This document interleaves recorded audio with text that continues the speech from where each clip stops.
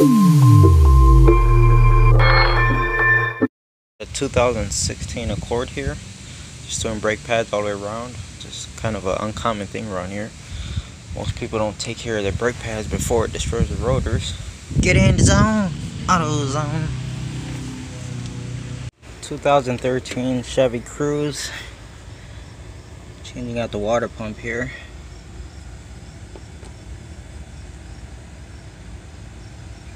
I definitely do not want to take a chance on dropping something inside of here, so just a oil cap here plugs it up nicely. Okay, so short update. As you can see, I got the water pump off, but as soon as I took off the thermostat housing, this just sprung out of here, came out in pieces, and you know, this was part of it. If you look at the housing here, you can see the plastic, how it's just, and I just dropped the bolt. The plastic is just snapped right there. And the other end of it was stuck to the water pump. So we need a new thermostat. Out of curiosity, I want to know what your guys' thoughts on this, okay? The original gasket for the water pump on this engine was a metal gasket. The one supplied with the aftermarket pump is like this paper cardboard. To me, I've always hated putting these on because it seems like the worst idea ever. I mean, you're trying to seal in a liquid and you want to use a paper / cardboard for that? Come on. I've actually had these leak on me before, and I have to go in, redo the job, and at that point the paper gasket comes off in pieces and you just end up putting a silicone gasket on it. But anyway, what's your guys' thoughts? Any success with these? Any failures? Picked up a Motorrad thermostat, and you can see the little plastic tabs that pretty much hold the spring in. And on the old one, you can see where they're just torn off, completely snapped. Oh, it's going along here pretty good. Just gonna go ahead, put the thermostat on, fill it up in antifreeze. Should be okay. Door panel on this Durango has got me frustrated. We got a torque screw right here, a Phillips screw behind here, a 10mm right here. I keep walking back and forth. It's driving me crazy. Where are you at? Oh yeah. We are once again working on my mom's. We're doing lower control arms on both sides. This one actually came out halfway decent. It didn't put up too much of a fight. You can see what's going on with the bushings here. And if I force them, it just gets worse. That's about to pop up. So obviously, clunking noise while driving. Well, this escalated quickly because the her can never go as planned. Well, it's not the car's fault. I actually ordered the wrong control arm. This car has different suspension components depending on whatever submodels. So what's different on it is the ball joint is the same. This looks to be the same, but the bushing, this is the original one. If you measure it, you're gonna get about 51mm. Okay, on this control arm, the one I ordered, this thing is about 55mm. So I had no choice but to press out the new bushing, and I stopped at AutoZone. Get in the zone, not a sponsor. And picked up some replacement bushings, and they are exactly what we need. They fit the bore, the bolt fits right through it, and the width of the pin is exactly what it needs to be. So that has to go in. Nope, going in crooked. Okay, that's much better. Going in nice and straight now. I'm pretty much done on the driver's side. Everything is in and tightened up. Now let's go do the one on the right side of the car. It should go a lot faster, a lot easier, because now I know to not even waste time on that bushing. Just press it out of the new one, press the new bushing in, and down the road we go. And here's the bushing on the right side of the car. See, pretty much.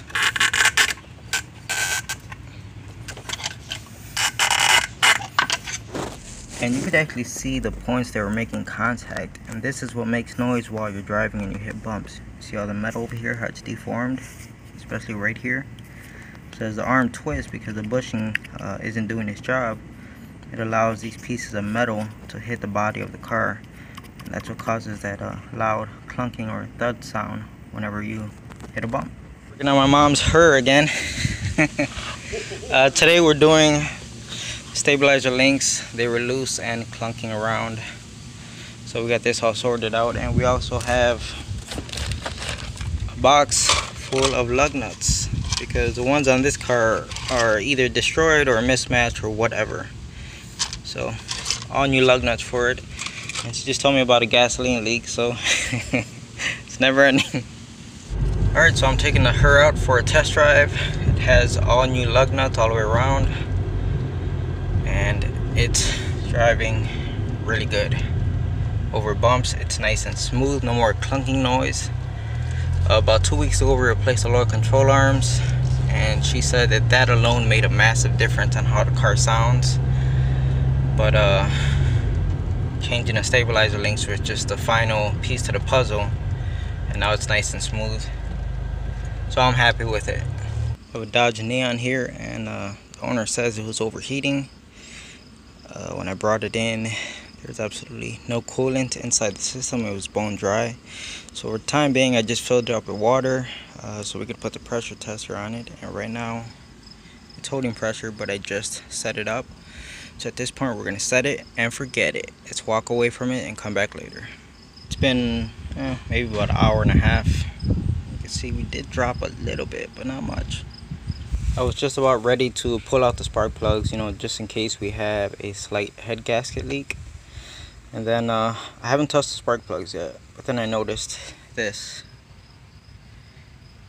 You see the water right there building up right at the edge of the radiator?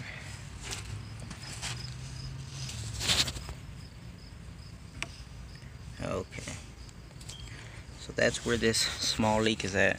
It's at the radiator. Needs a new radiator.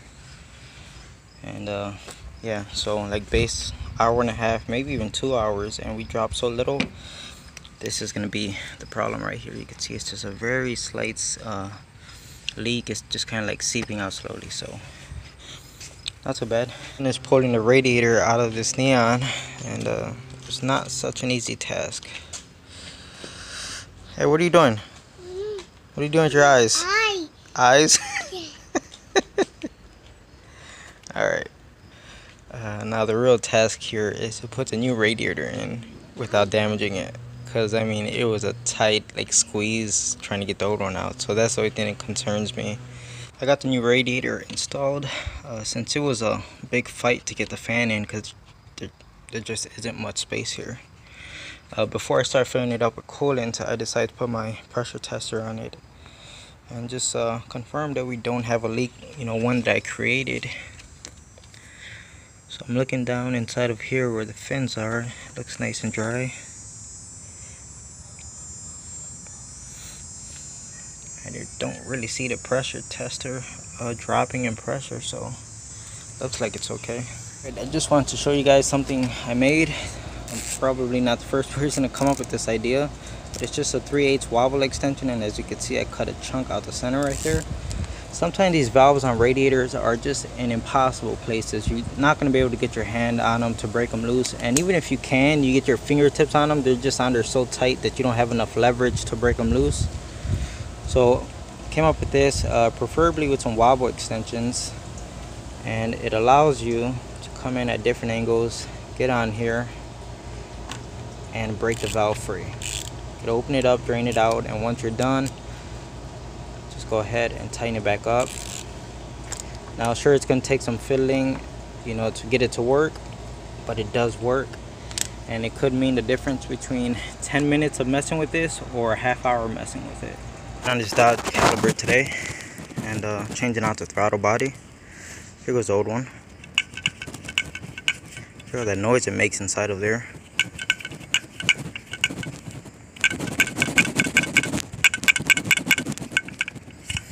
Here's the new one, and spoiler alert, it doesn't make any noise.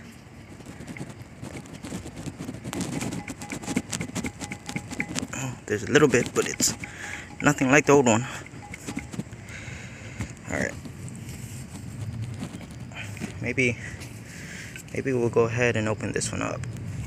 And I'll have this Dodge running. It's idling perfectly fine. I did not have to do a relearn procedure on the throttle body. And that little light for the throttle body, let me turn the key off. That little red light right there, that was a warning sign. As soon as you turn the car on, it would always be there. And now it's gone whenever you start up the car.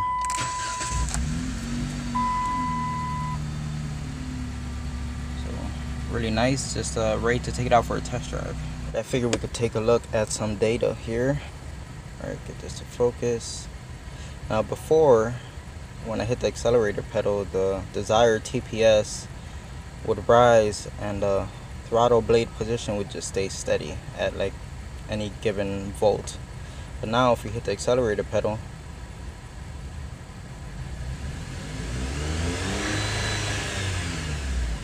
you can see they are both working together.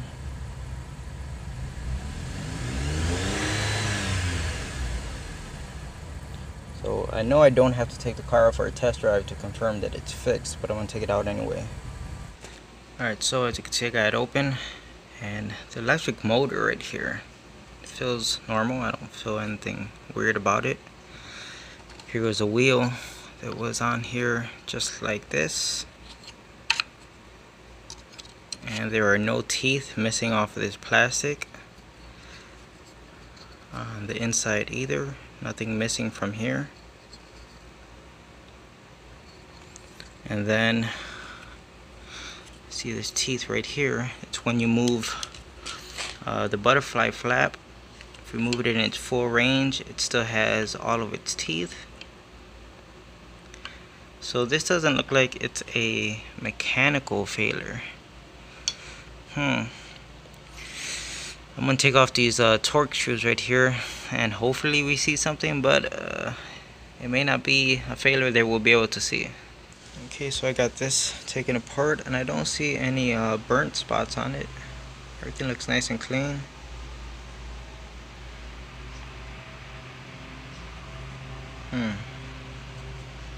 Alright, nothing to see here. Everybody go home. I've got a Impala here, just dropped off for an oil change.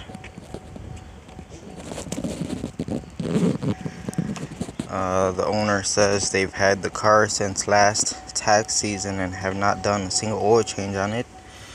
So the guy actually said that well, it's his girlfriend's car, but her boyfriend said that he thinks there's too much oil in it because the light on the dash is saying add oil. So he thought it might be overfilled by now. I pulled out the dipstick and absolutely nothing on dipstick, and I've already cleaned it and checked it again all the way in, and nothing. That little bit you see at the edge is just from the stick rubbing on the tube as it goes down. Also, I don't know if you could hear that, but the key is in the ignition, and the reason why it's beeping is because the key doesn't come out the ignition. She said she has to fight with it to get it out, and she just always dealt with it like that. She had a locksmith fix the ignition cylinder, but still sometimes she said it takes her a few minutes to get the key out, and I told her just, like, she couldn't get it out when she dropped the car off. I told her just leave the key in it. I could not care less about that. Yeah, we got a real champ here. Okay, so look at this. I came onto here to try to move the plastic, right, this thing, so I could get my floor jack on the subframe to lift it up. And look what I see. That is the wire harness. That thing is destroyed. How is this car even running? That is crazy. It'll be really hard to show what just made, but let's see if I can get it to move. This tire is moving a lot, and I already checked it. It's the lower ball joint, completely destroyed. And the owner said she's well aware that it needs pads and rotors as well, and as you can see, yes it does. Also, the lower control arm is destroyed.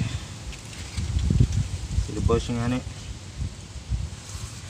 And it's pretty much the same exact thing on the passenger side. Lower ball joint also breaks. This car is a hot mess. You're curious how much oil comes out of this thing. Let's see. Got my socket stuck here. Any sparkles in the oil?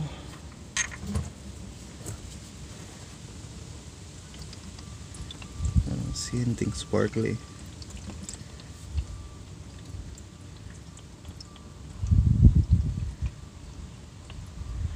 There's more oil in here than I thought.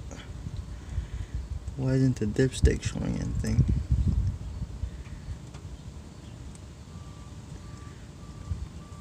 See, we're just about done here. It's slowing down already. So obviously it was not full of oil. Doesn't look like it was completely empty, but it definitely. While I'm down here, I noticed. Let's see if this will pick up. We have a broken wire. See that blue one? I can't. Okay, there it goes. That blue wire is cut in two. Don't know what it's for. I'm sure there's a light on their dash. Oh, look at this.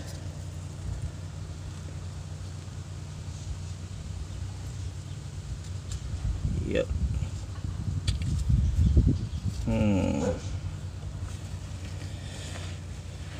Yeah. I don't know. All I can do is let the owner know about this.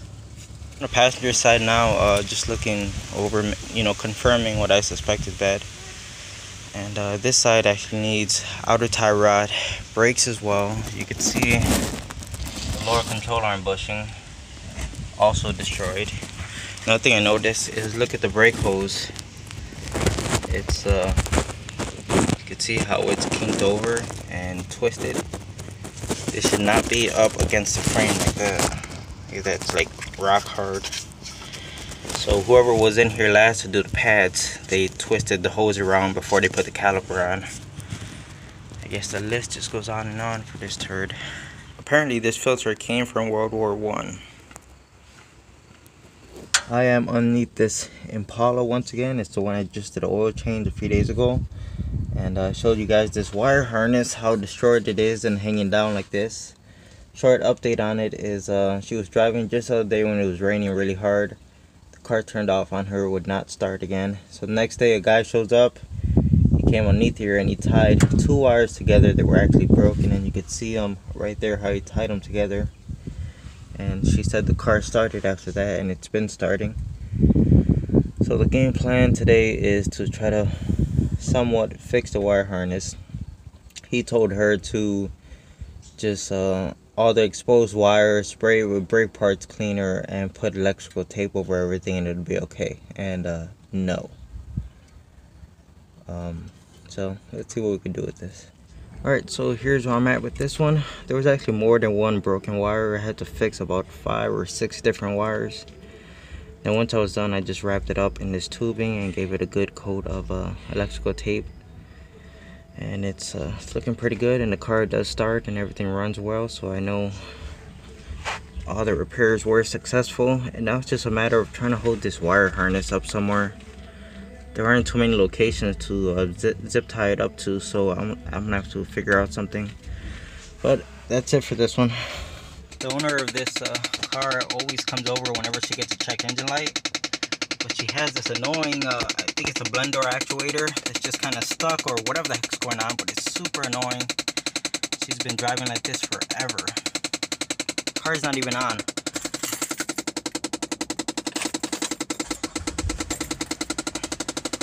It's crazy. I'm about to change the purge valve on this Impala right there. Got myself a Blue Moon. I just ran into my neighbor across the street. Every time he sees me, he always gives me a beer. I don't drink often. I could hold on to a 6-pack of beer for like 6 months. That shows you how much I drink. But he always has beer on him, so he always hands me one. Now that's some high quality H2O. We are in another Impala, and you can hear it's got the same exact problem going on as that the last one I was in. He actually brought a new part though, new blender actuator, and we have a window regulator because he says the passenger window right here does not go down. That's super annoying. Now, from what I understand, there's two of them. There's like one like right here, and there's another one back there. The one that's making noise is the one that's right here. And another perfect example of why you should always check your parts before you start removing the old part. There's the part that came in the box. This is the part that came off the car that's bad. Luckily, it wasn't too hard to get off, but it still sucks. I think I'm gonna go ahead and just leave it off since it doesn't work and it just makes all that noise. But still, good lesson here. Check your parts, and I keep falling victim to this. I'm not a victim if I'm the idiot who keeps doing it, right?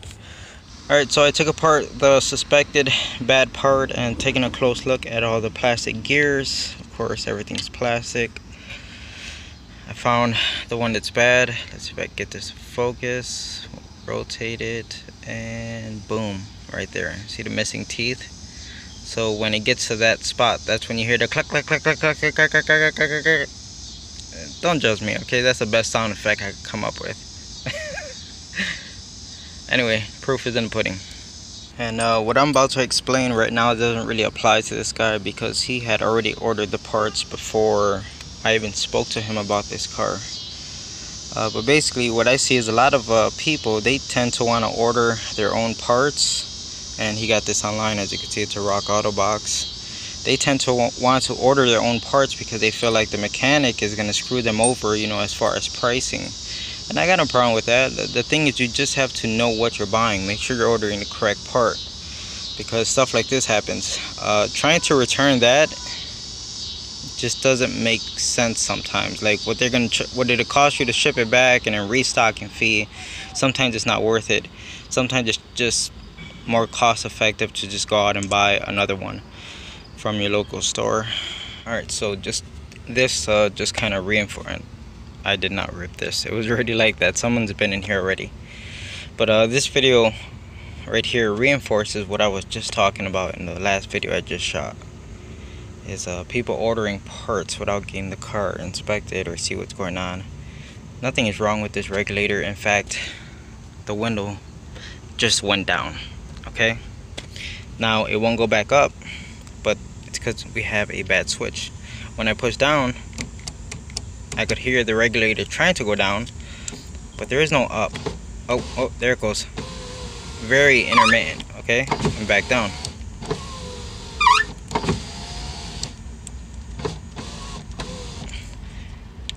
And you can see how intermittent it is. So he doesn't need a regulator, he needs a switch. And of course the regulator again, Rock Auto. So you're kind of shit out of luck with this one, okay? A lot of wasted money here. And to prove that it is the switch, let's check it right now. See, I'm pushing the button and the window is not moving, it's not going up. So I'm going to try to keep the harness as steady as possible and just hold the switch down and give it some taps. And you can see the window is down. So holding the switch.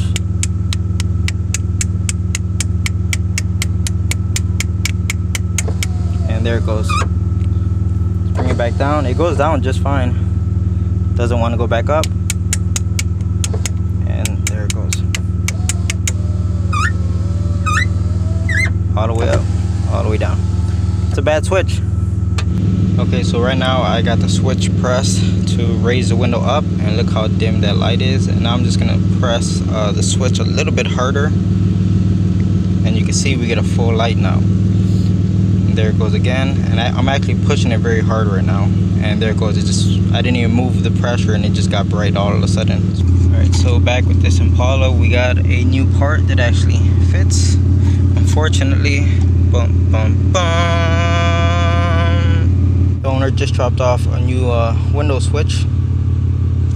It's already installed. This is the old one, and let's see, it's up, down, up, down, up,